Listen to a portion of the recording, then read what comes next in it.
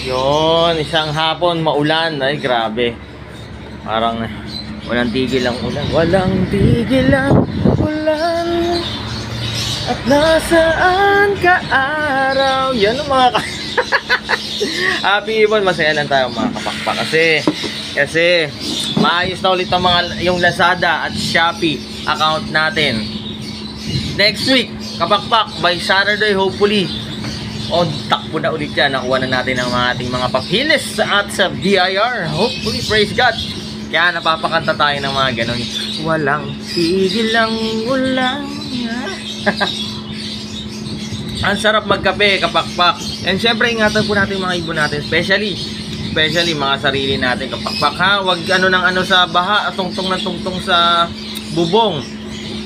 Medyo delikado po ha. Syempre, ingat-ingat po tayo. Again, syempre, located po tayo sa 37 Consuelo Street, Marulas, Valenzuela City. Pwede po yung dumapo rito from Monday to Saturday, 8 AM hanggang 8 PM ng gabi. Para at least makapagkapi-kapi tayo, kapakpak at kwentuhang hiwa.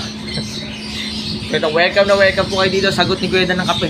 Sagot ni Kuya Dan ng almusal. Kahit altahap po kayo dito. Alam nyo po ba yung altahap, almusal, tanghalian, hapunan. Pwede po kayo dito. Masarap tumambay dito mga bandang hapon, kapakpak, para kasama natin yung ibang tropa. Again, sa Pempre, kapakpak, lagi natin sineshare po ito sa lahat. Ang target at goal po ng Dan Cebunan, kung makikita nyo po, lang po ang ating malaking mapa ng Pilipinas.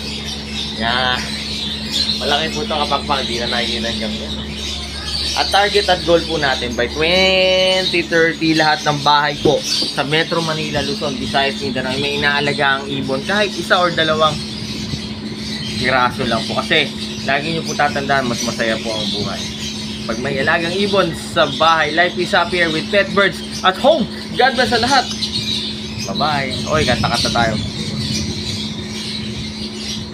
Bye bye.